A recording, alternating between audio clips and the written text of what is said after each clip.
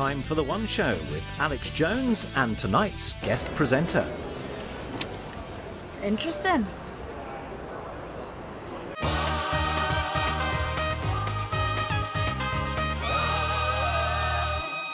Hello and welcome to The One Show with Alex Jones. And my Friday partner this week is the snooker star DJ himself, is Steve Davis.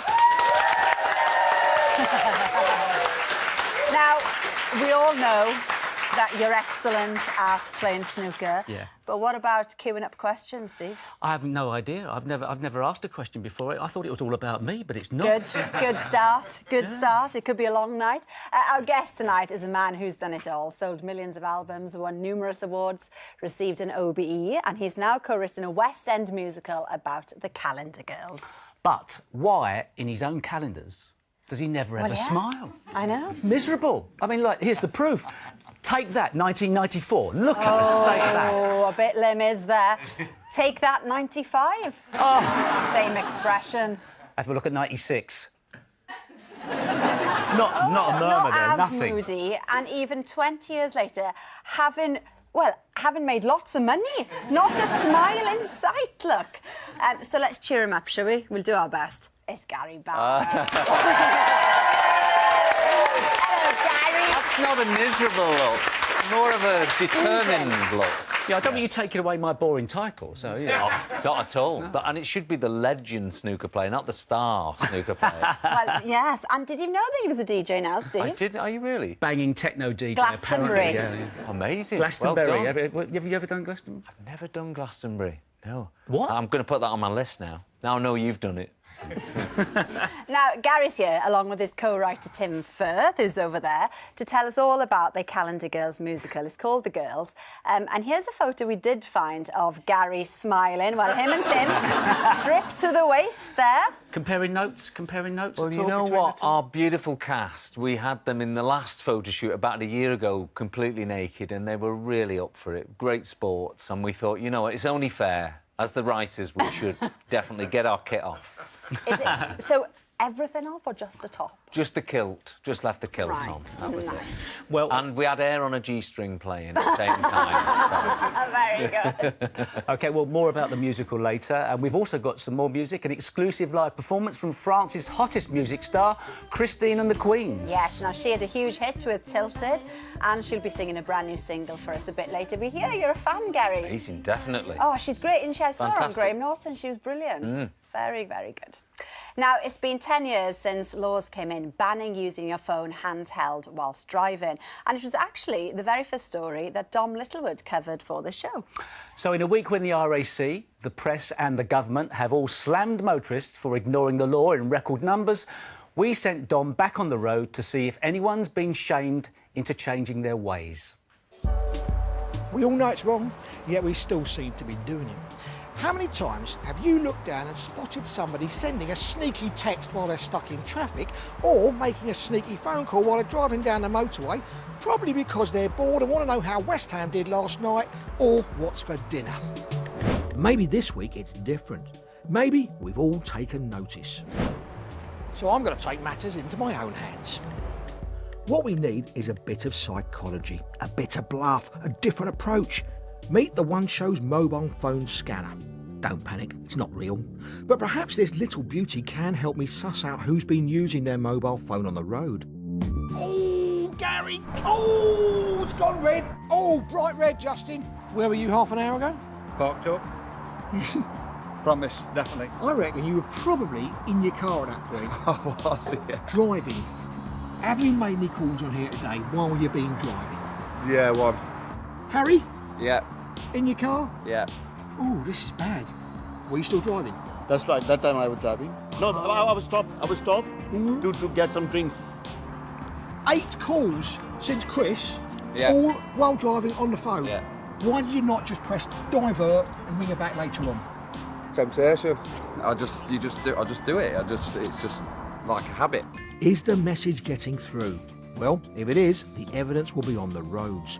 That's why I've teamed up with our very own One Show bike rider to investigate.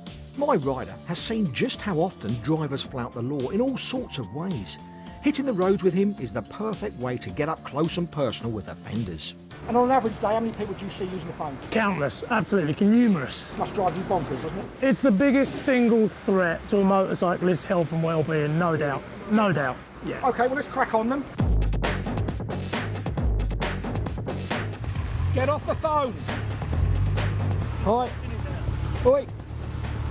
You playing with your phone there? Yes, you are. I just saw it in your hand. Why are you on your phone? You're driving. You're in London. It's a busy street. You shouldn't be on your phone. What are you doing on the phone? That was outrageous. A black cab on the phone one hand, cigarette in the other. Well, there you have it. Time for a bit more diligence on the road. I mean, we're joking aside here, but it's a serious matter, isn't it? Yeah, yeah.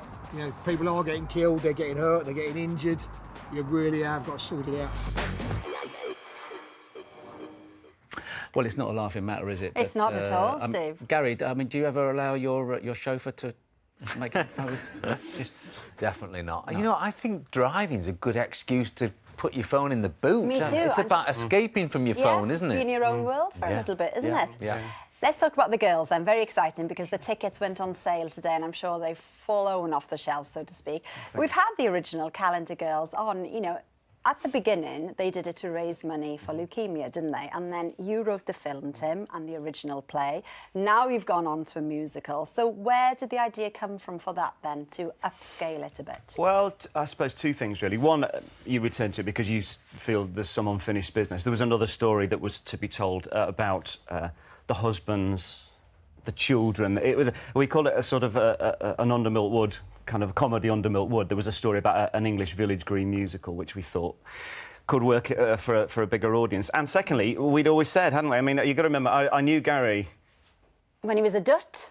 Before Take That. So we met way in advance. So we both were in the same town. And so it just seemed, well, it seemed logical, really, that we've always talked about this, and the two things came together. I took him to see the play. Yeah, we went up to Milton Keynes to see the play, and, I kind of suspected Tim may want to put music to this, and I loved the play. I thought it was amazing, but instantly I could hear the music straight away, and I just thought for those emotional moments, the music would really add to this. And we've had great fun, haven't we? It's been working about 5 years on this now, so it's been a long job. We've had it playing out of London already. We've had it playing in Leeds and in Manchester. To rave reviews. We're coming to the West End in January, so we're very excited. raised a few quid for charity at Leeds and Manchester. Oh, it does, it does. I mean, the show itself raises money anyway, but also the cast of it was their own decision, really, that they decided one night that we were going to go and stand in the front of the theatre with buckets.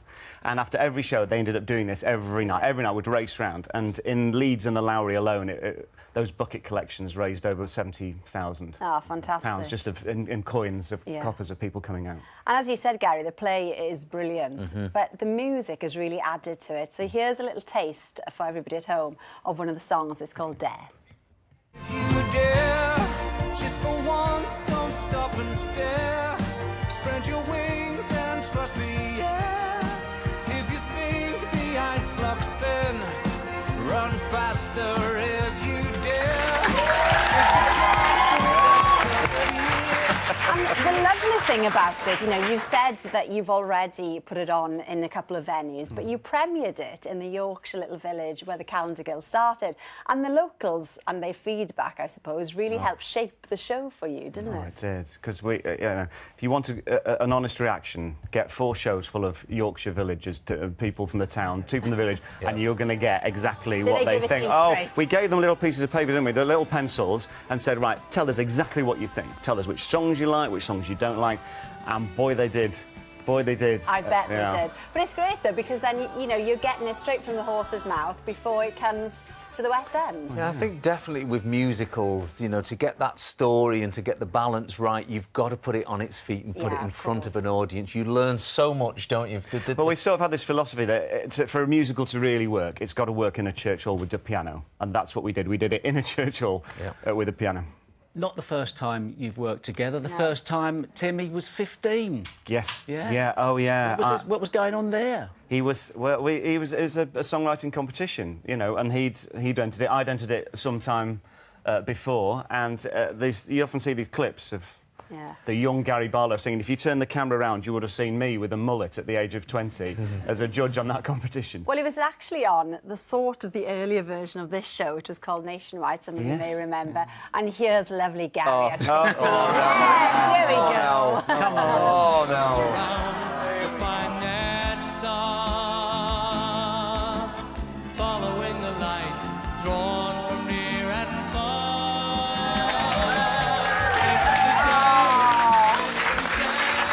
That jumper was very trendy at the time, I'll have you know. I remember that they were actually at that point. Honest. Well, The Girls is at the Phoenix Theatre in London, as we said, and it opens next January. Tickets available from today. Fantastic, thank you. Right then.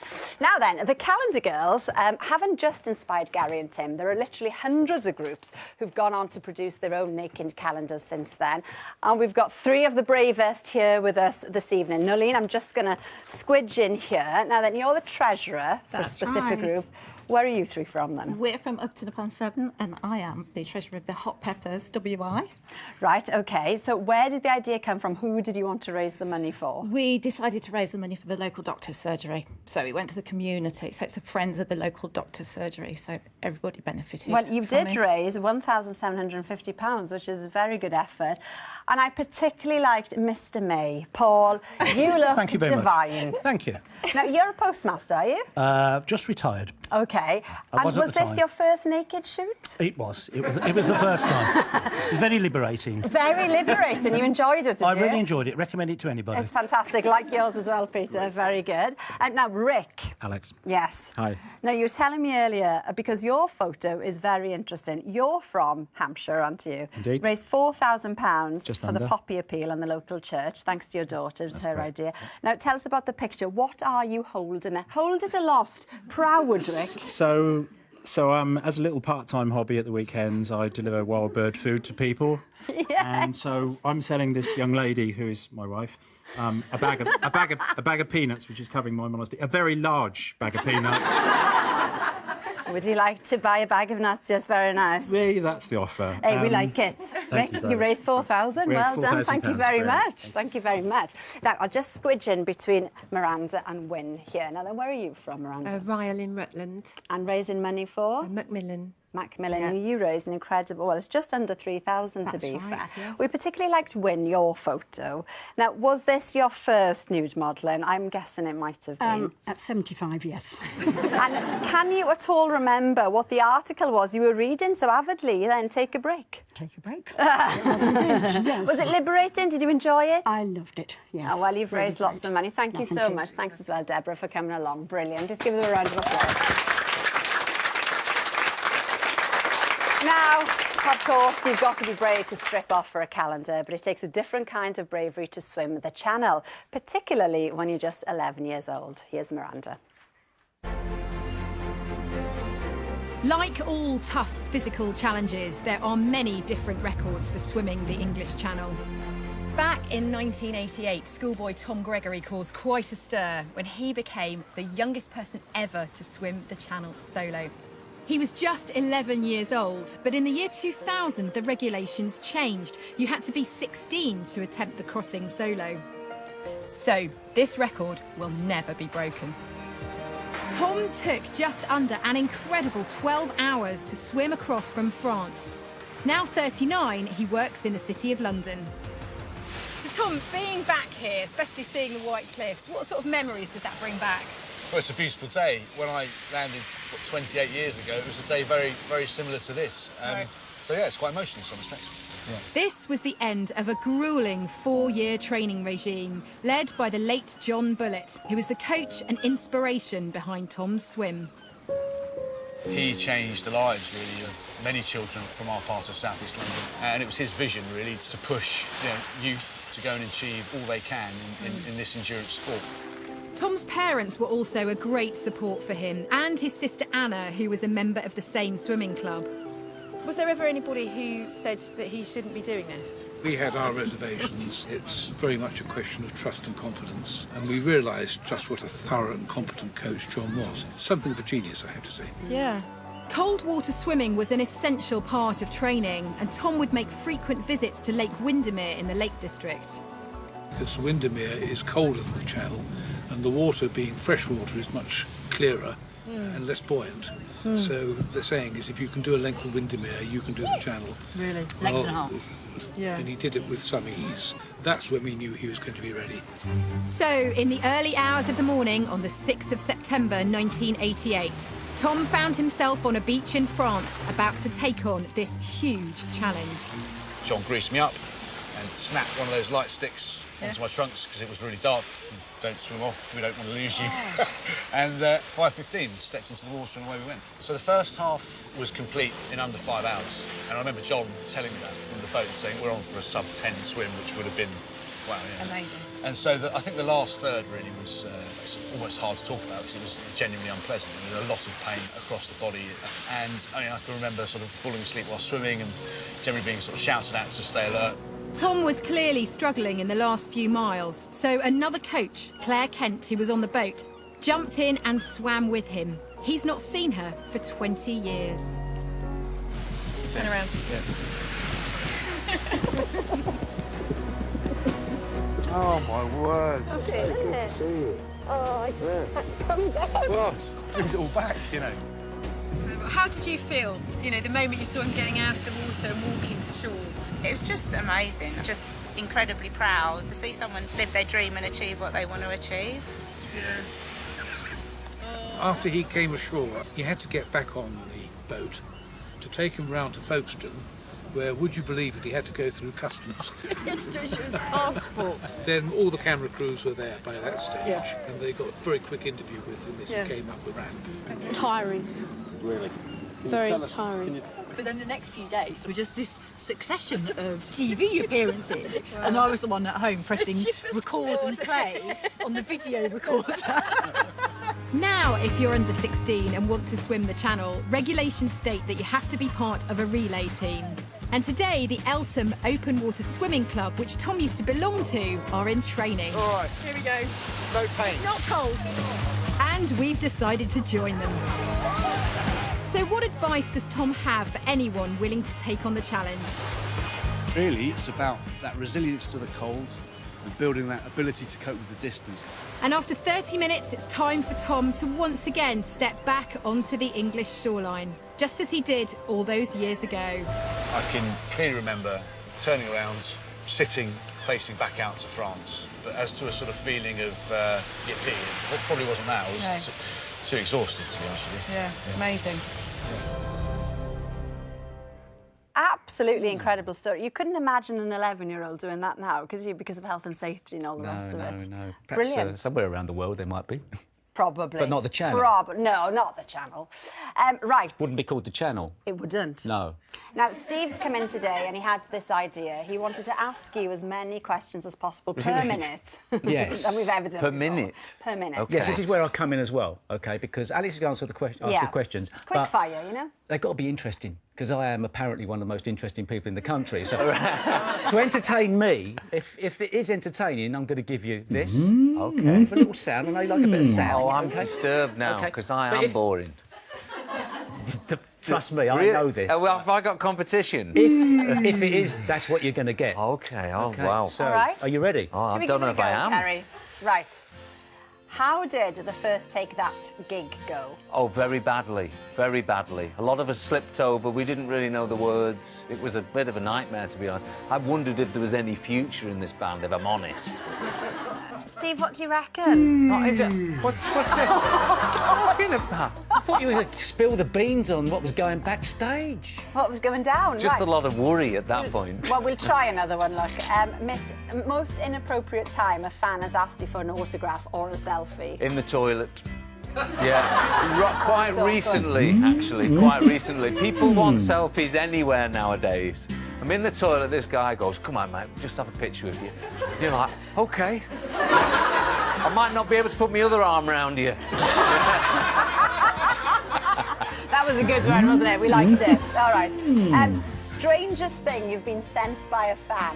By a fan? I've had some strange ones. In the 90s, I got sent by this... she must have been 18, a fan of a... She must have been a policewoman. It was a picture of her in combat. That was it. What? It was hers, not for me to sign or anything. It was a picture of her in combat, like with a truncheon hitting somebody. It's the weirdest thing. Very interesting. Like that one. One quick one. Who's your favourite snooker player of all time? Got to be Ray Reardon. Very, very good. Got to be Steve. Got to be him. So on a scale of 1 to 10, an interesting scale, where was Gary? Got off to a poor start, but went through the gears. I think 10 out of 10 there. That's fantastic. Great. Actually, Gary, you've been involved in writing pop songs and musicals now, and obviously you know that I've told you before I'm a banging techno DJ these days. So neither of us know this genre, but I just wanted to say happy birthday to all the punks out there. Yes, this year British punk music is celebrating a big anniversary, and Carrie went to market with a band that started it all. 40 years ago, a landmark gig took place at this famous venue, the 100 Club in Oxford Street. The lineup included newly formed band The Damned, and just a few months later, they went on to release the very first ever UK punk single, New Rose. It was never us saying, we want to do that before anyone else does. It was more a case of we were ready. Even if it all stopped there, I would have been like, yeah, did it. The Damned were at the forefront of the new movement kick-started by the Sex Pistols here in London. 40 years on, its birth is being celebrated by a special exhibition here at the British Library. What punk did was question the status quo and look at the way things were done. Look at the way record companies operated, look at the way gigs were put on, look at the way music was supposed to be. And then they thought, well, you don't have to do it this way. It might be a lot more fun by doing it another way. To reflect the fact that punk was central to the culture of the late 70s, it's very important that we collect the records, print material, everything that goes with it, so that people in the future can actually compare the mainstream culture with the counterculture. The Damned emerged from a close-knit scene of like-minded people when founder member Brian James advertised for a drummer. This guy come down with ginger hair. He said, my name's Chris Miller. And he sat on the drum chair and he attacked the drum kit. He really attacked it, and it was great. Chris, rechristened Rat Scabies, introduced Brian to former gravedigger Dave Vanian after meeting him at a Sex Pistols gig. I'd been one of these kids who sang at records in his bedroom, and I basically lied. You know, I said... I knew it. Yeah. See, after all this time, he never knew. I basically lied that I was a singer to get the job. They were joined by bassist Ray Burns. And he was very quiet, in actual fact, wasn't he? Yeah. Yeah. I think the second gig we did, he invented himself as Captain Sensible. We just clicked.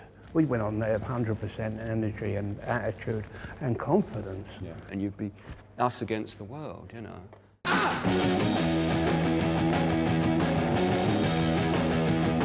A lot of that scene was really political. Were you guys anarchists? No. Personally speaking, never, no. The only anarchy that I was interested in was on stage, the music, where there's no bars. I love avant-garde jazz, and I wanted to play rock and roll like that, you know? I wanted freedom. Their single, New Rose, perfectly captured the moment.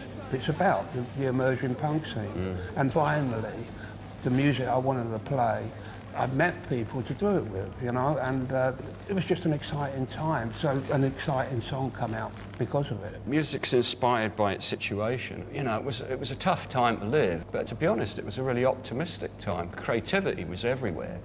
Everybody had something to do or say suddenly, and it looked like we'd have a way of doing it. I never thought this could happen to me. Now, the Damned managed to get the first release out in 1976. How did they do that? Mainly because they were on an independent label, Stiff Records. Having an independent label gives you the ability to be a lot more flexible. And Stiff probably didn't have the kind of high production values that EMI would have had. They wouldn't have had the production schedule that EMI would have had. And so they were able to put the Damned in a studio for a day or so and then think, oh, it's a bit rough around the edges, but bang, let's put it out. And so they did. The Damned also went on to release the first punk album and became the first British punk band to tour the USA. Dave Vanian and Captain Sensible are still touring as The Damned today. While Brian has his own band, here giving us a special performance of New Rose back in the 100 Club after all these years. What does it mean to you today when you look back and you think our record was the first ever punk record in the UK?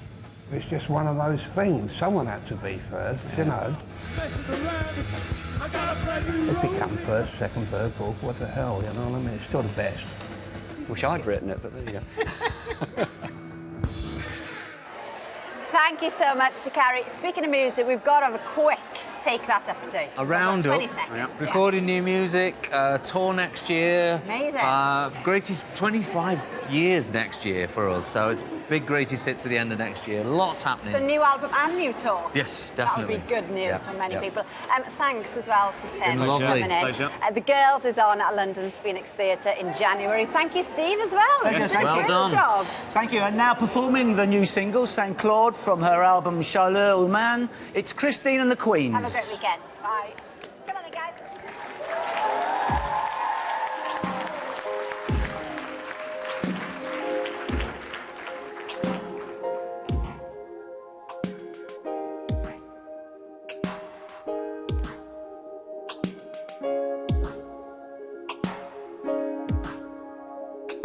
So softly speaking, your words a constant vibing stream. Come from nowhere, where?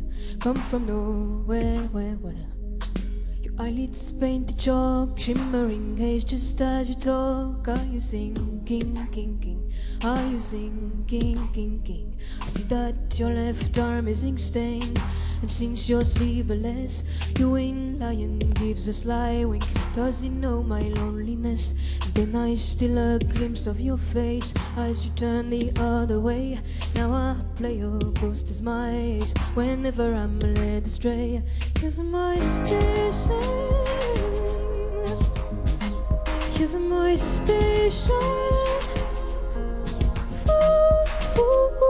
Ooh. But if you say just 1 hour, I'll stay with you. Cause I'm my station. Cause I'm my station.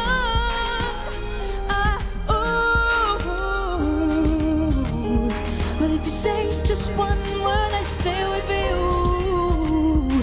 Hey. Pour que l'orage s'annonce.